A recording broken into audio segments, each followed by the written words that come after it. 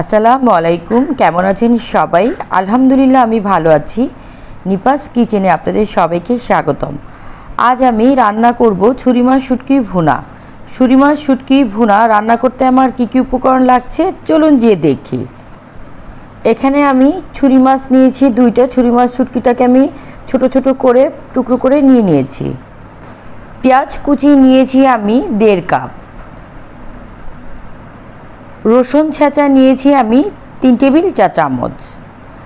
কাঁচামরিচ নিয়েছি আমি 3টা। কাঁচামরিচগুলোকে মাঝখানে আমি ফেলে নিয়েছি। আদা রসুন বাটা নিয়েছি আমি 2 টেবিল চা চামচ। লবণ স্বাদ মতো। তেল নিয়েছি আমি আধা কাপ। হলুদ গুঁড়ো 1 চা চামচ। ঝালমরিচ গুঁড়ো নিয়েছি আমি 1.5 টেবিল চা চামচ। পানি নিয়েছি আমি 3 কাপ। চলুন তাহলে আমরা শুরু করি। চুলার আঁচ মিডিয়াম হিটে রেখে শুটকিগুলোকে আমরা ভেজে নিচ্ছি। শুটকিগুলোকে খুব ভালো করে ভাজতে হবে। নেড়ে চেড়ে শুটকিগুলো খুব ভালো করে ভাজা হয়ে গিয়েছে। এখন আমি শুটকির মধ্যে কুসুম গরম পানি দিয়ে দিচ্ছি। আর এই পানিটা এমনভাবে দিতে হবে যেন শুটকিগুলো সবগুলো শুটকি পানির মধ্যে ডুবে থাকে। আর এই শুটকিটা আমি 1 ঘন্টা ভিজিয়ে রাখবো, 1 থেকে 1.5 ঘন্টা। শুটকিটা যখন নরম হবে তখন শুটকিটাকে আমি ধুয়ে নিব। 1.5 ঘন্টা পর আমি ফিরে এসেছি। শুটকিটা নরম হয়ে গিয়েছে। শুটকিটাকে আমি ভালো করে ধুয়ে তারপরে নিয়েছি। এখন আমি শুটকিটাকে রান্না করব। চলুন আমরা এখন শুটকিটাকে রান্না করে নেই। চুলায় আমি একটা হাঁড়ি দিয়ে দিয়েছি, যেই হাঁড়িটার মধ্যে শুটকি রান্না করব। হাঁড়িটা গরম হওয়া পর্যন্ত আমি অপেক্ষা করছি। হাঁড়িটা গরম হয়ে গিয়েছে। এখন আমি হাঁড়ির মধ্যে দিয়ে দিচ্ছি তেল।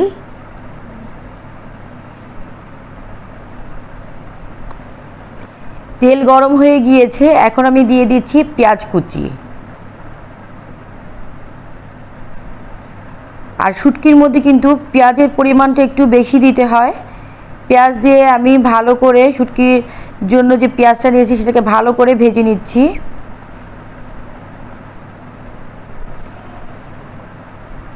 চুলার আঁচটা কিন্তু আমি মিডিয়াম হিটে রেখেছি। খুব বাড়িয়ে দিলে সাইড থেকে কিন্তু পেঁয়াজগুলো পুড়ে যাবে।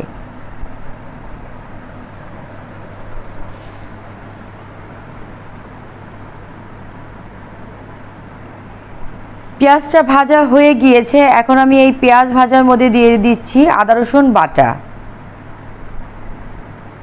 আদা রসুন বাটা দিয়ে আমি 1 থেকে 1.5 মিনিট ভালো করে ভেজে নিচ্ছি।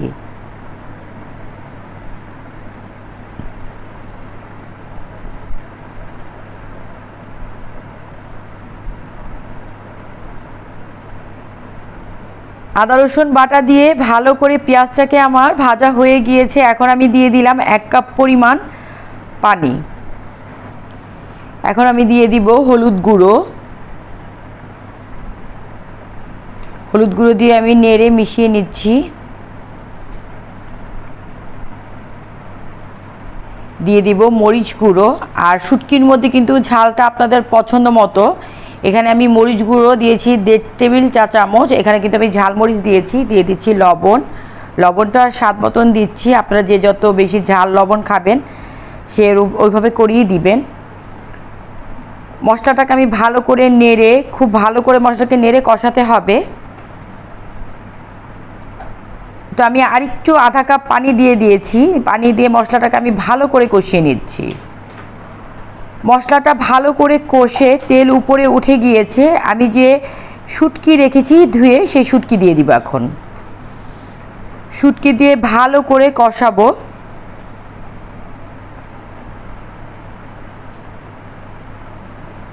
শুটকি দিয়ে নেড়ে চেড়ে খুব ভালো করে কিন্তু কষাতে হবে। আর যে কোনো তরকারি আমি আপনাদের আগের ভিডিওগুলোতেও বলেছি, মশলা যত ভালো কষবে তরকারি কিন্তু তত ভালো মজা হবে।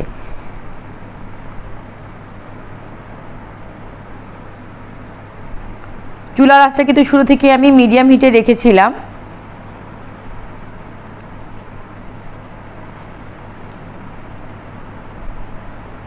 শুটকিটাকে আমি ভালো করে কষিয়ে নিয়েছি। এখন আমি দিয়ে দিব আমি যে 1.5 কাপ পানি রেখেছিলাম সেই 1.5 কাপ পানি দিয়ে দিব।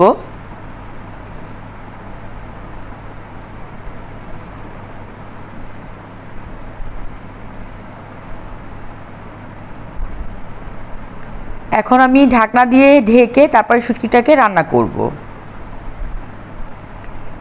10 মিনিট পর আমি ফিরে এসেছি, দেখি শুটকিটার কি অবস্থা। আমি একটু নেড়ে দিলাম।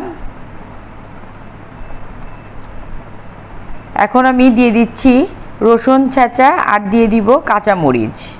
এখানে আমি 3টার বেশি কাঁচামরিচ দিয়েছি। আমি আবারও বলছি, ঝালের পরিমাণটা আপনাদের পছন্দ মতো, যে যত বেশি ঝাল খাবেন সে তত বেশি ঝাল দিবেন, ঝাল কম খেলে কম দিবেন।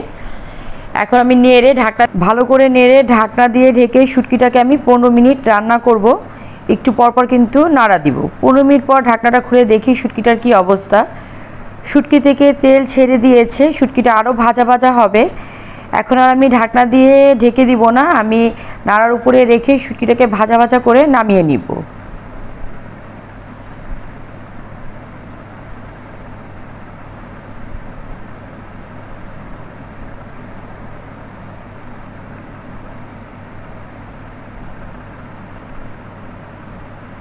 শুটকিটা ভাজা ভাজা হয়ে গিয়েছে। চুলার আঁচটা আমি একদম লো হিটে দিয়ে দিয়েছি, কারণ শুটকির যে তেলটা সেটা উপরে উঠে আসার জন্য।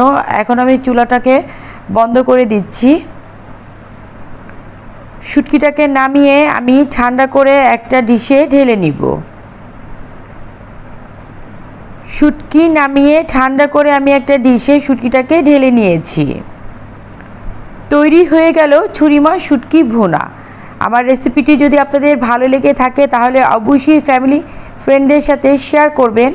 আর যারা এখন পর্যন্ত আমার চ্যানেলটি সাবস্ক্রাইব করেননি তারা অবশ্যই সাবস্ক্রাইব করবেন। ধন্যবাদ।